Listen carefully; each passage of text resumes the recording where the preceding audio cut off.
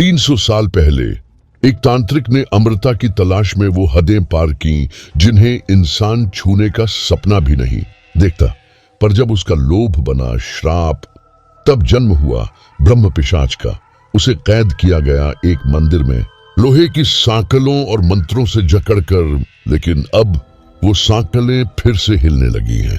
अब उसका इंतजार खत्म हो चुका है, क्योंकि जिसने उसे जगाया है वो कोई और नहीं बल्कि खुद अपने विनाश का कारण है।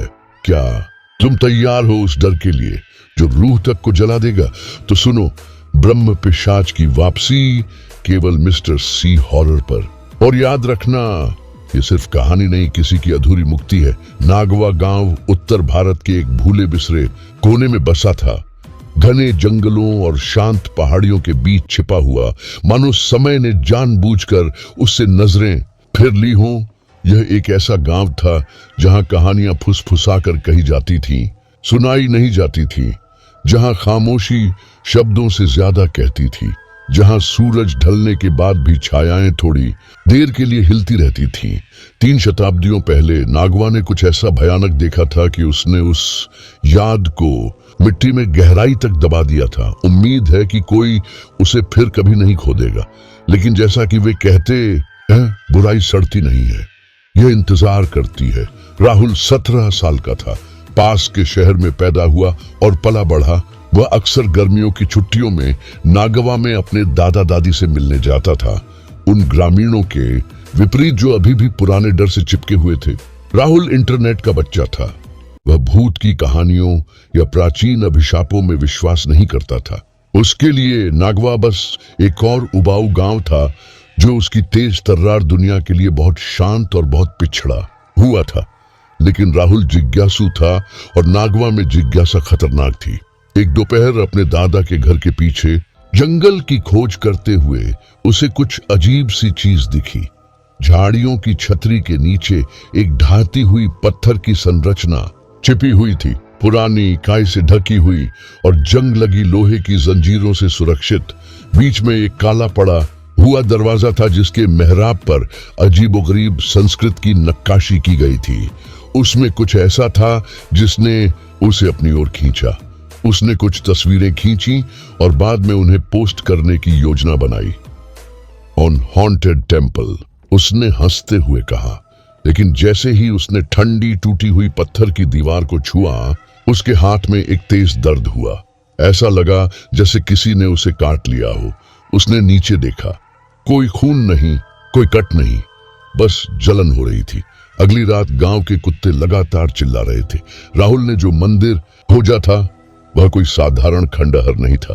300 साल पहले दुर्गानाथ नाम के एक शक्तिशाली तांत्रिक ने मौत को मात देने की कोशिश की थी। लालच में आकर उसने काले अनुष्ठानों के नाम पर मासूमों की बलि देना शुरू कर दिया। जब गांव वाले आखिरकार उसके खिलाफ उठ खड़े हुए तो 5 आर्षी उसकी आत्मा को फंसाने के लिए एक साथ आए। दुर्गानाथ ब्रह्म पिशाच में बदल गया, एक शापित आत्मा जिसके पास विद्वान का ज्ञान और राक्षस की भूख थी। उसे 5 पवित्र मंत्रों और अग्नि में अभिमंत्रित लोहे से बनी जंजीरों का उपयोग करके मंदिर के भीतर बांध दिया गया। लेकिन सदियां बीत चुकी थी, मंदिर मिथक बन चुका था और मिथकों को अनदेखा करना आसान है। राहुल के आने के 2 दिन बाद अजीबोगरीब चीजें होने लगी। गायें अपने बाड़ों से गायब होने लगी, मुर्गियां मृत पाई गईं, उनकी गर्दनें अप्राकृतिक रूप से मुड़ी हुई थीं। एक बच्चा रात भर लगातार रोता रहा। उसकी आंखें किसी ऐसी चीज पर टिकी थीं जिसे कोई और नहीं देख सकता था। राहुल भी बदलने लगा। वह पसीने से लथपथ सांस लेने के लिए हांफते हुए उठता। उसने कहा कि उसने अपने सपनों में मंत्रोच्चार सुना, कठोर कर्कश आवाजें, मंत्रों को फुसफुसाते हुए जो उसे समझ में नहीं आए। गांव में उसके दोस्त उसे चिढ़ाते थे, लेकिन बड़े बुजुर्ग उसे चुपचाप देखते रहते थे, आपस में फुसफुसाते रहते थे। एक रात उसकी दादी ने कुछ ऐसा देखा जिसने सब कुछ बदल दिया। वह पानी लाने के लिए बाहर गई थी। तभी उसने देखा कि राहुल बरगद के पेड़ के नीचे खड़ा है और आसमान की ओर देख रहा है। उसका शरीर तो स्थिर था, लेकिन उसकी परछाई हिल रही थी, लंबी होती जा रही थी, नाच रही थी, जैसे कि उसका अपना जीवन हो। उसने पानी का बर्तन गिरा दिया और चीख पड़ी। राहुल को घटना की कोई याद नहीं थी, लेकिन उसके अंदर कुछ बदल गया था। अब वह मंदिर की ओर आकर्षित हो गया था। वह हर शाम जंगल के किनारे घूमता रहता था, कभी कभी ऐसे प्रतीकों का रेखा चित्र बनाता था जो उसने पहले कभी नहीं देखे थे। एक बार उसने आधी नींद में संस्कृत में कुछ बड़बड़ाया। उसके दादा, जो एक सेवानिवृत्त संस्कृत शिक्षक थे, जब उन्होंने शब्दों को पहचाना तो उनका चेहरा पीला पड़ गया। वे मूल बंधन मंत्र के अंश थे। इस लड़के ने शापित को जगा दिया है, उसने कांपती हुई आवाज में कहा। ब्रह्म पिशाच जाग रहा है। उसी रात एक महिला गांव के कुएं पर बेहोश पाई गई। उसकी त्वचा ठंडी थी, होंठ नीले थे, लेकिन उसकी धड़कन सामान्य थी। वह जलती आंखों और अंधेरे में जंजीरों की खनक के साथ एक आकृति के बारे में चिल्लाते हुए जाग गई। गांव वालों ने एक पंचायत की। कुछ ने राहुल को दोषी ठहराया, दूसरों ने कहा कि मंदिर को फिर से बंद कर देना चाहिए, लेकिन किसी में भी उसके पास जाने की हिम्मत नहीं थी। नागवा के सबसे बुजुर्ग पुजारी ने आखिरकार कहा, 5 मंत्रों का उल्लंघन हुआ है, एक जंजीर टूट गई है, अगर बाकी गिर गईं तो दुर्गानाथ पूरी तरह से वापस आ जाएंगे। इस बीच राहुल बुरे सपनों से जूझ रहा था। उसने रक्त अनुष्ठानों, प्राचीन मंत्रों, माथे पर तीसरी आंख वाले एक व्यक्ति को आग में बैठे हंसते हुए देखा। वह उस संस्कृत के पीछे के अर्थ को समझने लगा जिससे वह कभी डरता था। यह सिर्फ आत्मा को जगाने वाला नहीं था, यह उसे बुला रहा था, उसे अपनी ओर खींच रहा था। राहुल के अंदर कुछ वापस लौटना चाहता था, डर से नहीं बल्कि अपनेपन से।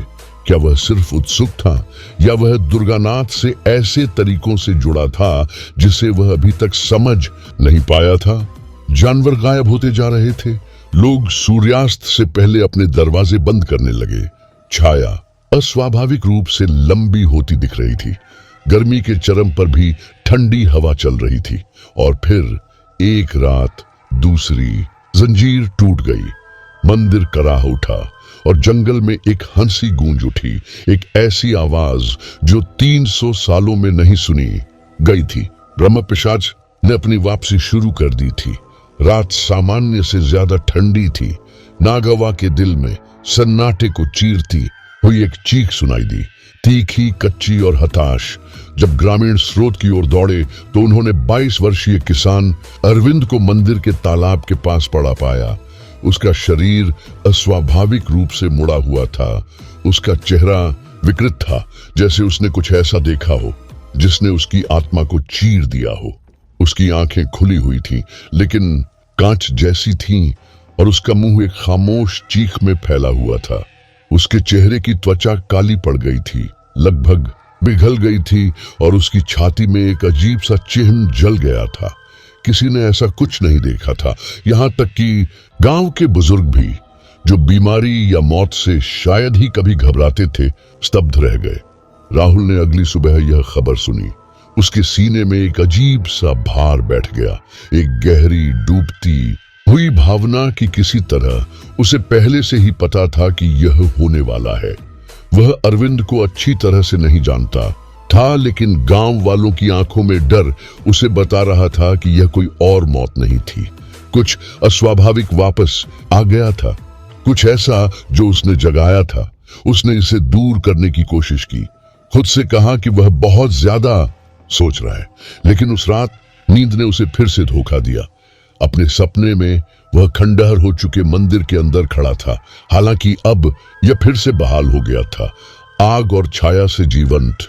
दीवारें मांस की तरह धड़क रही थीं और आग की लपटों से एक आकृति उभरी, एक पतला, राख से ढका हुआ आदमी जिसकी खोखली आंखें और उलझे हुए बाल थे। उसने एक त्रिशूल ले रखा था और उसके गले में एक सांप लिपटा हुआ था। एक हल्की गुनगुनाहट गूंजी जो एक चेतावनी में बदल गई। आदमी ने अपने होंठ हिलाए बिना कहा, तुमने बलिदान द्वारा सील की गई चीजों को खोल दिया है। तुम जो नहीं जानते कि तुम क्या ले जा रहे हो। अब तुम जो सांस लेते हो वह दूसरों के लिए मौत लेकर आती है। तुमने जो खोला है वह बंद नहीं होगा, ये खिलाएगा, ये जलाएगा। राहुल ने बोलने की कोशिश की, लेकिन कोई शब्द नहीं निकला। आदमी ने अपना हाथ उठाया। ये याद रखना, जो ज्ञान से अभिशप्त है उसे स्मृति से भुगतान करना होगा, और तुम पहले से ही भूलना शुरू कर चुके हो। राहुल पसीने से लटपट हांफते हुए उठा। उसकी खिड़की खुली थी। हवा अस्वाभाविक रूप से शांत थी। दूर कहीं घंटी की आवाज गूंज रही थी, हालांकि आसपास कोई मंदिर नहीं था। अगले दिन राहुल गांव के पुजारी के पास गया। वह शादी ब्याह और समारोह करवाने वाला नहीं था, बल्कि बूढ़ा पंडित गोपाल था। वह जंगल के किनारे एक छोटी सी मिट्टी की झोपड़ी में रहता था। एक आंख से अंधा और मुश्किल से चल पाता था। अब बहुत कम लोग उससे मिलने आते थे, लेकिन किंवदंतियां कहती थीं कि अपनी युवावस्था में उसने मंदिर के अंतिम तांत्रिक संरक्षक के अधीन अध्ययन किया था। पंडित गोपाल इंतजार कर रहे थे। मुझे पता था कि तुम आओगे, राहुल के बोलने से पहले ही उसने कहा। मैंने इसे आग में देखा था। राहुल बैठ गया। उसे समझ नहीं आ रहा था कि कहां से शुरू करे। बूढ़े ने उसे एक कप कड़वी चाय पिलाई और धीरे धीरे बोला, दुर्गानाथ सिर्फ तांत्रिक नहीं थे, वे कभी ब्रह्म आर्षि थे। ज्ञान ही उनका मंदिर था, लेकिन अहंकार ने उन्हें और भी अंधकारमय बना दिया।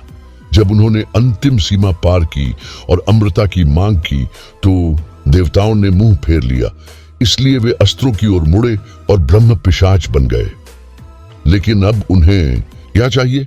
राहुल ने फटी आवाज में पूछा। वह वही चाहता है जो उसे नहीं दिया गया था, जीवन, शक्ति, अनंत काल, और वह इसे टुकड़े टुकड़े करके लेगा, जीवित प्राणियों के सार को खाकर। हर रात वह एक आत्मा को खाता है। सिर्फ शरीर ही नहीं राहुल, बल्कि स्मृति, सांस, आत्मा। पीड़ित खोखले खोल बन जाते हैं, चलती फिरती लाशें, या इससे भी बदतर बर्तन। राहुल के हाथ कांपने लगे। क्या हम उसे रोक सकते हैं? गोपाल ने जंगल की ओर देखा। सिर्फ अगर तुम 5वां मंत्र ढूंढ सको और 5वीं जंजीर को फिर से बहाल कर सको। लेकिन हर आत्मा के साथ वह और भी मजबूत होता जाता है, और तुम पर निशान लग गया है। उस रात राहुल ने जागते रहने की कोशिश की। उसने सपने के प्रतीकों को अपनी नोटबुक में लिखा। उम्मीद थी कि कुछ अर्थ मिल जाएगा, लेकिन उसके शरीर ने फिर से उसे धोखा दिया। इस बार अपने सपने में वह अरविंद की जगह पर खड़ा था। अब उसने ब्रह्म पिशाच को स्पष्ट रूप से देखा। कोई भूत नहीं, कोई आत्मा नहीं, बल्कि एक भयानक उपस्थिति। इसकी त्वचा खिंची हुई और भूरी थी। इसकी आंखें जलते हुए अंगारे थीं। इसके अंगों के चारों ओर जंजीरें लटकी हुई थीं। कुछ अभी भी मंत्रों से चमक रही थीं, अन्य टूटी हुई थीं। यह एक मुस्कान के साथ उसकी ओर बढ़ा, जो बहुत चौड़ी थी। अब तुम मुझे जानते हो, उसने फुसफुसाया। राहुल ने खुद को जगाया। ग्रामीण अराजकता में थे। फसलें बिना किसी कारण के मर रही थीं। बच्चे परछाइयों के बारे में बात कर रहे थे जो उनके नाम फुसफुसा रहे थे। मवेशी जंगल के पास जाने से इनकार कर रहे थे, और हवा घनी भारी लग रही थी, जैसे कि कुछ प्राचीन और क्रोधित हो। एक दोपहर राहुल ने कुछ भयानक देखा। उसे याद नहीं आ रहा था कि अरविंद कैसा दिखता था। उसने कोशिश की, लेकिन चेहरा खाली था। कोई विशेषता नहीं, कोई आवाज नहीं, बस एक शून्य। ये उसे पेट में घूंसा मारने जैसा था। यही ब्रह्म पिशाच करता है, सिर्फ मारता नहीं, मिटा देता है। पहचान, याददाश्त, मौजूदगी चुरा लेता है। एक बार जिंदा हुआ इंसान अब सिर्फ नाम का रह गया है। उस रात राहुल ने अपने दादा दादी को सब कुछ बता दिया। वे काफी देर तक चुप रहे। उसके दादा ने आखिरकार कहा, तो तुम्हें इसका सामना करना ही होगा, अकेले या मदद से। लेकिन अगर तुम कुछ नहीं करोगे तो यह गांव उन नामों का कब्रिस्तान बन जाएगा जिन्हें कोई याद नहीं रखता। राहुल और उसके दोस्त अंकित ने मंदिर की आखिरी बार जांच करने का फैसला किया। टॉर्च, नमक, हल्दी और जो कुछ भी वे सुरक्षा अनुष्ठानों के बारे में जानते थे, उसे लेकर वे जंगल में चले गए। हवा जितनी ठंडी होनी चाहिए थी, उससे ज्यादा ठंडी थी। पेड़ अस्वाभाविक रूप से स्थिर खड़े थे, और सन्नाटा यह शांतिपूर्ण नहीं था। यह देख रहा था जैसे ही वे मंदिर के पास पहुंचे, उन्हें कुछ भयानक दिखाई दिया। पैरों के निशान, नंगे पैर मिट्टी में जले हुए, और उनके बगल में एक हार था जिसे राहुल ने पहचाना। यह सुमन का था, जो गांव में दूध बेचने वाली युवती थी। वह सुबह से नहीं दिखी थी। वे वापस भागे। अगले दिन गांव वालों ने बरगद के पेड़ के पास सुमन की लाश देखी। उसका चेहरा अछूता था, शांत भी, लेकिन उसकी आंखें गायब थीं। उसके नाखून खून से सने हुए थे, मानो उसने अपने ही सिर पर पंजा मार लिया हो। और राहुल जानता था यह उसकी गलती थी, सारी गलती। ब्रह्म पिशाच उसकी वजह से लौटा था। वह उसकी वजह से ही भोजन कर रहा था, और अगर उसने इसे नहीं रोका तो वह अगला हो सकता था। नगवा के आसपास का जंगल सड़ने लगा था। पत्ते गिरने से पहले ही मुरझा गए। हवा में नमी और सड़न की बदबू आ रही थी। भोर में पक्षी अब चहचहाते नहीं थे। हवा भी, जो कभी ठंडी और ठंडी हुआ करती थी, अब अपने साथ किसी प्राचीन और भूखी सांस की तरह ले जा रही थी। राहुल ने बहुत कुछ देखा था जिसे अब नकारा नहीं जा सकता था।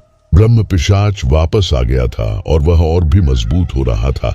लेकिन वह अकेला नहीं था। उसके बचपन के दोस्त प्रियंका और मनोज मौतों की अफवाह सुनकर गांव लौट आए थे। राहुल ने उन्हें सब कुछ बताया, मंदिर से लेकर सपनों तक, यादों के मिटने तक।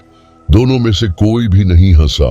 प्रियंका एक मेडिकल छात्रा थी जिसे अलौकिक चीजों में दिलचस्पी थी, और मनोज, जो कभी गांव का शरारती था, अब एक कंप्यूटर टेक्नीशियन है, पैटर्न और तर्क में विश्वास करता है। हम कोई रास्ता खोज सकते हैं, प्रियंका ने कहा। इसे फिर से बांधने का कोई रास्ता होना चाहिए, इसलिए उन्होंने अपनी खोज शुरू की। कई सप्ताह पुरानी किताबों, मंदिर के अभिलेखों और स्थानीय किंवदंतियों को खंगालने के बाद एक नाम सामने आया, बाबा दत्तात्रेय। एक एकांत प्रिय तांत्रिक आयशी जो विंध्याचल के जंगल के किनारे रहते थे, जो यहाँ से 3 घंटे की दूरी पर था। लोगों ने कहा कि वे अदृश्य को देख सकते थे। उन्होंने एक बार पूरे गांव को भूत प्रेत से मुक्त कर दिया था। तीनों एक धुंधली सुबह निकल पड़े। उन्हें यकीन नहीं था कि वह आदमी उन्हें देख भी पाएगा या नहीं। उसने देखा, बाबा दत्तात्रेय बूढ़े थे। उनकी त्वचा चर्मपत्र जैसी थी और उनके बाल लंबे और सफेद थे। वे खोपड़ियों की माला पहनते थे और दिन के उजाले में भी आग जलाते रहते थे, लेकिन उनकी अंधी आंखें राहुल को भालों की तरह छेदती थीं। तुम निशान ले जाते हो, उन्होंने तुरंत कहा। बंधन पूरा हो गया है। उन्होंने चुपचाप उनकी कहानी सुनी, आग में सूखी जड़ी बूटियां डाली। अंत में उन्होंने सिर हिलाया। ब्रह्म पिशाच कभी भी केवल एक राक्षस नहीं था, वह मानव जाति के सबसे गहरे पापों का प्रतिबिंब है। ज्ञान अहंकार में बदल गया, आस्था भूख में बदल गई। उसे फिर से बांधने के लिए आपको वह चाहिए जो उसे पहले स्थान पर तोड़ता है, अपराध, बलिदान और खून। राहुल ने मुश्किल से निगला, हम क्या करें? 5 आत्माएं, 5 दोषी, निर्दोष जीवन नहीं, लेकिन कर्म से कलंकित लोग। केवल उनका बलिदान ही फिर से अवरोध पैदा कर सकता है। अनुष्ठान रक्त चंद्रमा की रात को पूरा किया जाना चाहिए। आपके पास 2 सप्ताह है। नागवा में वापस भय ने कब्जा कर लिया था। गांव वालों ने कानाफूसी शुरू कर दी थी, फिर आरोप लगाना। कई लोगों का मानना था कि राहुल इस अभिशाप को वापस लेकर आया है। कुछ ने कहा कि वह प्रेतग्रस्त था। अन्य उसे गांव से बाहर करना चाहते थे। एक रात किसी ने उसके घर पर लाल क्रॉस बना दिया। प्रियंका ने बड़ों से बहस की। वह मदद करने की कोशिश कर रहा है। उसका ऐसा कुछ भी होने का इरादा नहीं था, लेकिन तर्क अब गांव पर हावी नहीं था, डर हावी था। राहुल ने अनुष्ठान पर ध्यान केंद्रित करने की कोशिश की। पहली चुनौती 5 दोषियों को ढूंढना था। बाबा दत्तात्रेय ने समझाया था कि उन्हें पाप से जोड़ा जाना चाहिए, अपराधियों से नहीं, बल्कि ऐसे लोगों से जिन्होंने जानबूझकर गहरा नुकसान पहुंचाया हो। खोज दर्दनाक थी। उन्हें सबसे पहले पता चला कि एक स्थानीय जमींदार ने एक बार किराया न चुकाने के कारण एक गरीब परिवार को आत्महत्या के लिए मजबूर कर दिया था। वह अभी भी जीवित था, बूढ़ा और लकवाग्रस्त। उसका नाम सूची में चला गया। फिर एक शिक्षक आया जिसने बच्चों के साथ गुप्त रूप से दुर्व्यवहार किया था। लंबे समय से सेवानिवृत्त वह अब शर्मिंदगी में रहता था, शायद ही कभी देखा जाता था। तीसरा मनोज का अपना चाचा था जिसने गुस्से में अपनी पत्नी को मार डाला था, लेकिन उसे कभी सजा नहीं मिली। प्रत्येक नाम के साथ बोझ भारी होता गया। यह न्याय है, इन प्रियंका ने उन्हें याद दिलाया। हत्या नहीं, लेकिन राहुल सो नहीं सका। 7वीं रात को ऐसा हुआ, वह नदी से वापस आ रहा था, तभी हवा शांत हो गई। शांत नहीं, शांत, जैसे दुनिया ने सांस लेना बंद कर दिया हो। पेड़ों के किनारे एक आकृति दिखाई दी। जंजीरें पीछे खींच रही थीं। लंबा, पतला, हड्डियों पर फैली त्वचा, चमकती लाल आंखें। ब्रह्म पिशाच। वह आगे बढ़ा। राहुल ठिठक गया। वह करीब आया, इतना करीब कि वह उसकी सांसों में राख और खून की गंध महसूस कर सकता था। लेकिन उसने हमला नहीं किया। उसने उसकी तरफ देखा और मुस्कुराया। फिर वह झुककर फुसफुसाया, तुम शिकार नहीं हो, तुम उसका अंग हो। राहुल लड़खड़ाकर वापस लौटा। वह प्राणी अंधेरे में गायब हो गया, कोई निशान नहीं छोड़ा। अगली सुबह राहुल ने पाया कि उसका बिस्तर अछूता था, लेकिन उसके तकिए पर राख थी। वह कांपता हुआ बाबा दत्तात्रेय के पास लौटा। उसने मुझे नहीं मारा। क्यों? बाबा ने कुछ मंत्रोच्चार किया। आग में बारूद फेंका। लपटें नीली हो गईं, क्योंकि तुम्हारा खून उसके खून से जुड़ा है। पिछले जन्म में या इस जन्म में तुम्हारी आत्मा ने उसे उठने में मदद की। तुम उसकी यादों का एक टुकड़ा अपने साथ रखते हो, इसलिए तुम उसके सपने देखते हो, इसलिए वह तुम्हें नहीं मार सकता। राहुल खोखला महसूस कर रहा था। तो मैं उनमें से एक हूं? नहीं, तुम उसकी जेल की चाबी हो, इसलिए वह देखता है। समय बीत रहा था। 2 और नामों की जरूरत थी। आखिरी 2 सबसे कठिन थे। एक गांव की दाई निकली जिसने अकाल के दौरान शिशुओं को बेचा था। दूसरा प्रियंका का अपना पिता था, एक सम्मानित व्यक्ति जिसने एक बार जमीन के लिए अपने प्रतिद्वंद्वी को जहर दे दिया था। प्रियंका टूट गई। मुझे नहीं पता था, मैं कसम खाती लेकिन सबूत असली थे और चुनाव स्पष्ट था। 5 को इकट्ठा किया गया, लेकिन अब असली संघर्ष शुरू हुआ। आप पापियों को स्वेच्छा से खुद को अर्पित करने के लिए कैसे मनाएंगे? आप नहीं करते, आप उन्हें मुक्ति का वादा करते हैं। बाबा दत्तात्रेय ने अनुष्ठान समझाया। 5 लोगों को अपने खून से चिह्नित एक पंचग्राम में खड़े होना चाहिए।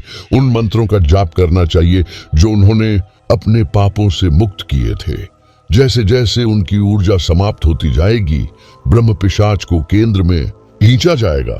फिर राहुल कड़ी 5वें मंत्र का उपयोग करके अंतिम जंजीर को वापस लगाएगा, लेकिन एक गलती और राक्षस हमेशा के लिए मुक्त हो जाएगा। अनुष्ठान रक्त चंद्रमा के लिए निर्धारित किया गया था। अब केवल 5 दिन दूर है, लेकिन ब्रह्म पिशाच ने भी इसे महसूस किया था। हर रात मौतें और अधिक भयावह होती गईं। एक आदमी उल्टा लटका हुआ पाया गया। उसकी त्वचा उखड़ गई थी, लेकिन चेहरा अछूता था। दूसरे के शरीर में कोई हड्डी नहीं बची थी, केवल मांस का ढेर था। गांव वाले अब सो नहीं रहे थे। बच्चे बिना वजह रो रहे थे। फसलें घंटों में सूख गईं। आग जलती नहीं थी। राहुल एक ऐसे गांव से गुजरा जो मरती हुई दुनिया जैसा लग रहा था। और फिर सबसे बुरा हुआ, मनोज लापता हो गया। उसका घर टूट चुका था। दीवारों पर खून, फर्श पर अजीबोगरीब चिन्ह, लेकिन कोई शव नहीं। राहुल बेहोश हो गया। ये मेरी वजह से हुआ। उसने मनोज को ले लिया, मेरी वजह से। प्रियंका ने उसका चेहरा थाम लिया। फिर हम लड़ेंगे, मनोज के लिए, उन सभी के लिए। 2 रातें बाकी थीं। राहुल ने बाबा दत्तात्रेय के मार्गदर्शन में ध्यान करना शुरू किया। प्राचीन मंत्रों को सीखा। उसके सिर में दर्द बढ़ गया। सपने अब लगातार आ रहे थे। उसने ब्रह्म पिशाच की आंखों से देखा, खुद को सोते हुए देखा, दूसरों को भीख मांगते हुए देखा, खून को धीमी गति से उबलता हुआ देखा, और उसे अपने भीतर दुर्गानाथ की आवाज सुनाई देने लगी। तुम मेरी आग को अपने साथ लेकर चलते हो, तुम मैं ही हो, इससे क्यों लड़ो, मेरे साथ राज करो। राहुल लगभग हार मान गया, लेकिन प्रियंका की आवाज ने उसे वापस खींच लिया। तुम ऐसे नहीं हो, तुम एक अभिशाप से भी बढ़कर हो। और अंदर ही अंदर राहुल ने इस पर विश्वास कर लिया। वह ब्रह्म पिशाच को रोक देगा। भले ही इसका मतलब मरना हो। अनुष्ठान की तिथि तय की गई। पांचों दोषी घेरे में खड़े हो गए। बाबा दत्तात्रेय ने पवित्र राख से जमीन को चिन्हित किया। राहुल ने टूटी हुई जंजीर पकड़ी जो अब मंत्र से घड़ी गई थी। जैसे ही रक्तिम चंद्रमा उदय हुआ, जंगल चीख उठा और अंधेरे से गरजने जैसी जंजीरों के साथ ब्रह्म पिशाच आया। राहुल पर नजरें। अनुष्ठान की रात हवा में एक अशुभ ठंड के साथ आई। रक्त चंद्रमा आकाश में नीचे लटका हुआ था। नागवा पर अपनी लाल चमक बिखेर रहा था। जंगल शांत था, लेकिन एक अप्राकृतिक शांति ने गांव को घेर लिया। वातावरण भारी लग रहा था, जैसे कि हवा में ही प्रत्याशा भरी हुई थी और छायाएं जितनी होनी चाहिए उससे कहीं अधिक दूर तक फैली हुई लग रही थी।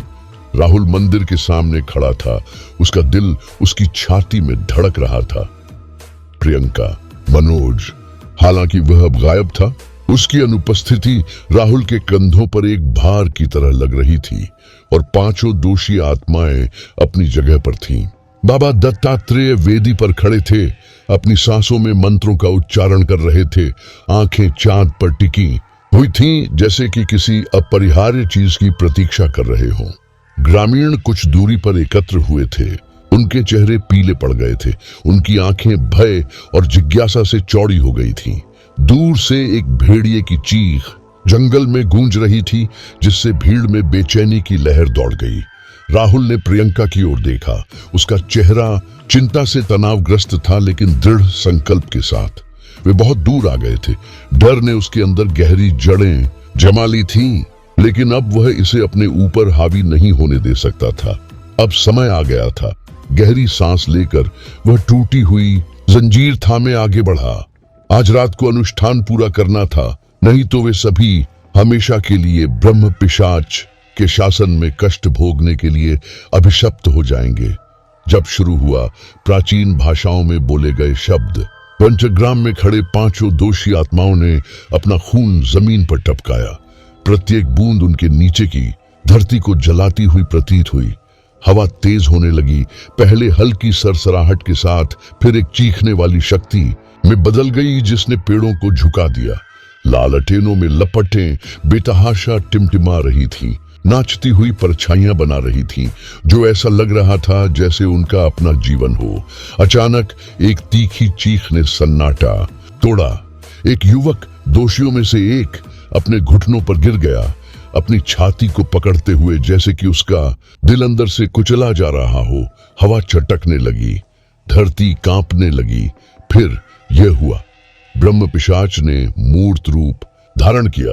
पहले की तरह भयावह कंकाल नुमा आकृति के रूप में नहीं, बल्कि कहीं अधिक भयानक रूप में। कहीं अधिक भयानक। वह बहुत बड़ा था। नरक के सबसे गहरे गड्ढों से निकले किसी जानवर की तरह उनके ऊपर खड़ा था। उसकी त्वचा भूरे रंग की एक अप्राकृतिक छाया थी, जो मांसपेशियों के एक विशाल ढांचे पर फैली हुई थी। उसके चेहरे से जलते हुए अंगारों जैसी आंखें चमक रही थीं। आग के दो धधकते गोले, उन चमकती पुतलियों में नरक का क्रोध समाया हुआ था। जैसे ही ब्रह्म पिशाच ने अपने विशाल पंख फैलाए, उनके किनारों पर काली ऊर्जा की चिंगारी फूट पड़ी। हवा उनके चारों ओर चीखने लगी। शक्ति का एक बवंडर। उनके नीचे की जमीन कांप उठी, मानो धरती की नींव ही टूटकर बिखर गई हो। और फिर वह बोला। उसकी आवाज एक गहरी कर्कश गड़गड़ाहट थी, जिसने हवा को हिला दिया।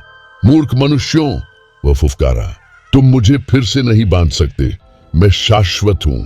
राहुल आगे बढ़ा। उसके हाथ में टूटी हुई जंजीर थी, लेकिन जैसे ही उसने ऐसा किया, हवा ने उसे झकझोर दिया, जिससे उसका संतुलन बिगड़ गया।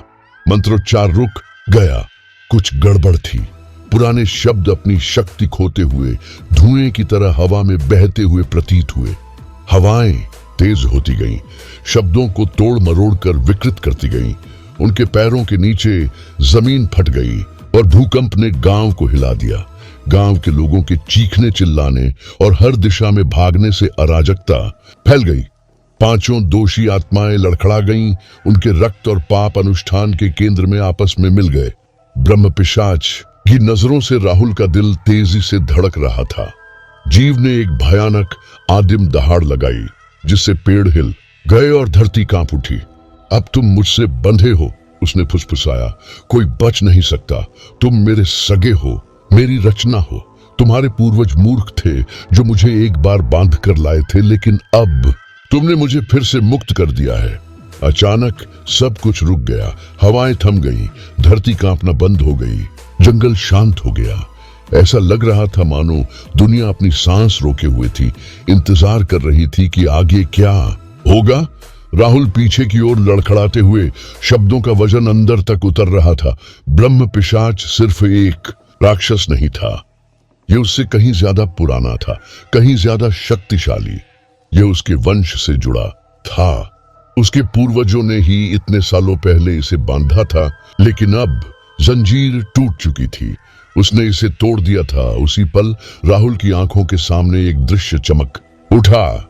उसने देखा कि एक आदमी उसके पूर्वजों में से एक मंदिर में खड़ा था, वही मंत्र जप रहा था, वही मंत्र जो राहुल ने अभी अभी बोले थे। लेकिन उस दृश्य में वह आदमी विजयी था। वह ब्रह्म पिशाच को बांधने में, उसे धरती में जंजीरों से बांधने में, सदियों तक उसे फंसाने में सफल रहा था। लेकिन राहुल उसका पूर्वज नहीं था और अनुष्ठान विफल हो रहा था। तुम समझ नहीं रहे हो, ब्रह्म पिशाच ने आगे कहा। तुम मैं हो और मैं तुम हूं। तुम्हें लगता है कि तुम मुझे रोक सकते हो, तुम्हें लगता है कि तुम अपने पूर्वजों के पापों को मिटा सकते हो। राहुल का सिर घूम गया जब उस प्राणी के शब्द उसके दिमाग में बैठ गए। वह इससे बच नहीं सका। उसका खून, उसका अस्तित्व इस अभिशाप से जुड़ा हुआ था। और फिर उसे लगा पहेली का आखिरी टुकड़ा। वह सिर्फ किस्मत का शिकार नहीं था, उसे चुना गया था। ब्रह्म पिशाच हमेशा से उसका हिस्सा रहा था। उसके पूर्वजों के पाप उसकी रगों में थे। उनका अपराध बोध और अहंकार पीढ़ियों से चला आ रहा था। मैं तुम्हारा अंत हूं, राहुल ने फुसफुसाते हुए कहा। उसे एहसास हुआ कि उसे क्या करना है, लेकिन जैसे ही वह आगे बढ़ा, खुद को अंतिम बलिदान के रूप में पेश करने के लिए तैयार, प्रियंका की आवाज हवा में गूंज उठी। राहुल, ऐसा मत करो। वह उसके पास दौड़ी। उसका चेहरा पीला लेकिन दृढ़ था। उसने अपने हाथ में कुछ पकड़ रखा था, एक प्राचीन स्क्रॉल जो जटिल प्रतीकों और रहस्यमय ज्ञान से भरा था। एक नए तरह का जादू। यह तुम्हारा भाग्य नहीं है, वह चिल्लाई, उसके और प्राणी के बीच में कदम रखते हुए। एक और तरीका है, चक्र को तोड़ने का एक तरीका। ब्रह्म पिशाच गुस्से में चिल्लाया। उसकी आंखों में हत्या के इरादे चमक रहे थे। लेकिन राहुल के दिल में नई उम्मीद उमड़ पड़ी। प्रियंका का ज्ञान हमेशा से ही महत्वपूर्ण रहा है। उसने एक ऐसी भाषा में मंत्रोच्चार करना शुरू किया जिसे राहुल नहीं पहचानता था। चारों ओर अराजकता के बावजूद उसकी आवाज स्थिर और स्पष्ट थी। हवा में ऊर्जा बदल गई। ब्रह्म पिशाच दहाड़ रहा था, लेकिन हर बीतते पल के साथ उसकी शक्ति कम होती जा रही थी। उसका रूप टिमटिमा रहा था। उसके विशाल पंख उसके शरीर से इस तरह लिपट रहे थे मानो वह कमजोर हो रहा हो। शब्दों के तेज होने पर राहुल का सिर घूम गया। अनुष्ठान की शक्ति, प्रियंका के शब्दों से बहने वाली ऊर्जा ने उसे एक कोकून की तरह ढक लिया। उसने महसूस किया कि ब्रह्म पिशाच की उपस्थिति का भार कम होने लगा है। उसका काला प्रभाव छाया में पीछे हट रहा है। करो, प्रियंका चिल्लाई। उसकी आंखें हताशा से चौड़ी हो गई थीं। राहुल जानता था कि उसे क्या करना है। वह आगे बढ़ा। जंजीर अब प्राचीन शक्ति से चमक रही थी। उसने उसे आगे बढ़ाया और अंतिम फुसफुसाए मंत्र के साथ उसने ब्रह्म पिशाच को एक बार फिर से बांध दिया। जीव ने आखिरी बार हड्डियों को कंपा देने वाली चीख निकाली, लेकिन तब तक बहुत देर हो चुकी थी। जंजीर टूट गई और ब्रह्म पिशाच को वापस मंदिर में खींच लिया गया। उसका विशाल रूप धरती में धंस गया। राहुल घुटनों के बल गिर पड़ा। उसके हाथ में जंजीर अनुष्ठान के भार से जल रही थी। हवा फिर से शांत हो गई। हवा, लपटें, अंधेरा, सब कुछ फीका पड़ गया।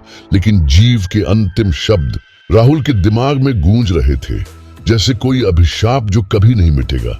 मैं वापस आऊंगा, उसने फुसफुसाया। जब जंजीरें फिर से टूट जाएंगी तो मैं उठूंगा। रक्त चंद्रमा बीत गया और इसके साथ ही अनुष्ठान पूरा हो गया। राहुल, प्रियंका और 5 दोषी आत्माओं ने एक बार फिर ब्रह्म पिशाच को सील कर दिया था, लेकिन किस कीमत पर? नागावा गांव खंडहर में पड़ा था। लोगों ने कष्ट झेले थे, लेकिन अभिशाप हट गया था। अभी के लिए राहुल खड़े हुए। उन्होंने प्रियंका की ओर देखा। उसका चेहरा पीला था, लेकिन उसकी आंखें दृढ़ संकल्प से भरी थीं। युद्ध तो जीत लिया गया था, लेकिन युद्ध अभी खत्म नहीं हुआ था। और जैसे ही चांद बादलों के पीछे गायब हो गया, ब्रह्म पिशाच के अंतिम शब्द दूर से गूंज उठे। मैं वापस आऊंगा जब जंजीरें फिर से कांप उठेंगी। ब्रह्म पिशाच के खिलाफ लड़ाई अभी खत्म नहीं हुई थी।